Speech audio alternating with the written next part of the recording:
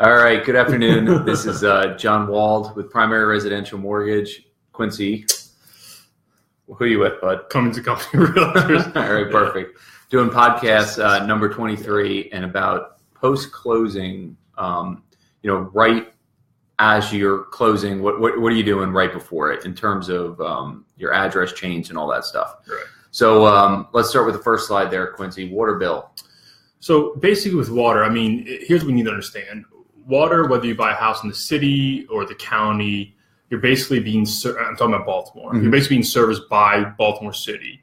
And quite honestly, the water bills can be a bit of a mess. Yep. So what you need to know is basically, it's the truth, right? Here's the deal. If you get a bill and it's in the previous owner's name, pay the bill, right? Yep. If you go, I would say 2 or 3 months and the bill hasn't changed names, you need to call your agent, call the title company, and get them to deal with it. Yep. I heard a great tip actually.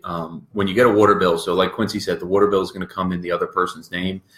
Don't be concerned about that. You're registered the rightful owner of it. What you want to do is just cross out the barcode because a lot of times what happens is the city will just scan it in, make sure it checks there. So cross out the barcode so they have to manually enter it and change the old owner's name and put your name on it.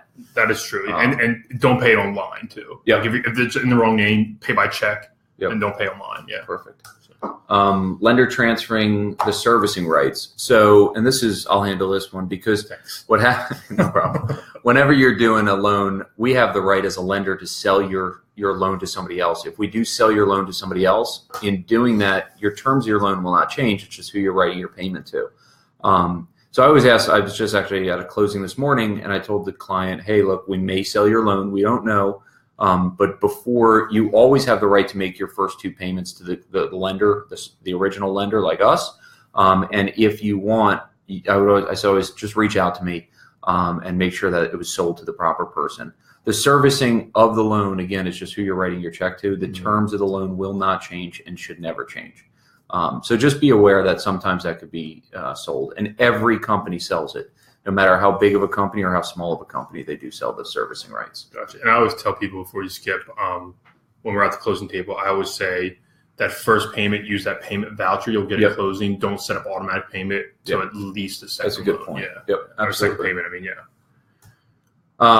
So next is BG&E. So talk about that. Yeah, make sure you transfer ahead of time. So you always want to call and say, hey, we're closing on 8/31. I want my service to start then. I don't want to say I'm positive. I think it's kind of like up in the air sometimes.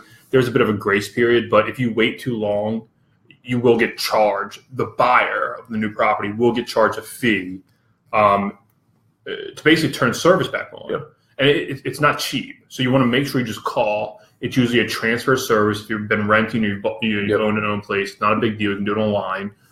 Just make sure you call ahead of time. You can call the morning of or do it online. But just make sure you do it because if not, it becomes a huge deal. If the seller turns off the power. Which they always do. Yeah, if the seller turns off the power before you have the right to transfer it, I think it's a $150 charge for them to boot it back up. Right. But again, that's something that your agent, good agent, is always going to remind you to do. So these are all standard stuff here. Yeah. Change of address. Obviously, you just moved. You just bought a house. So your mail is going to be different. So what's the best way to do that? Obviously, there's just standard change of address forms. I think that's the best way to go about it. Do that, but also the big thing is change your license as well. This comes into play particularly if you're out of state. So if you say you buy a house, you're from a different state, you buy a house in Maryland, and you opt to never change your license, if you actually go to sell a house, you could run into some issues on that, maybe. It's just easier. Just do it. Just change. I understand. It's like some people want to insurance is cheaper in a different state. Trust me, it's cheaper than the 7.5% withholding tax we're going to charge when you sell your house. When you sell it. So changing the address, that's easy. You could do that on the United Postal Service website. In addition to the United Postal website too, the MVA, if you are a Maryland resident, you could simply just change the address on that. You just get a change of address card, which is pretty easy. You own the home. Now you got issues with the home. What happens there, bud? So this is the biggest one. There are, you buy a house, there are always repairs. We got a nice guest here. We got a guest. We got realtor extraordinaire standing behind us here. But so we have you have repairs, right? You have issues.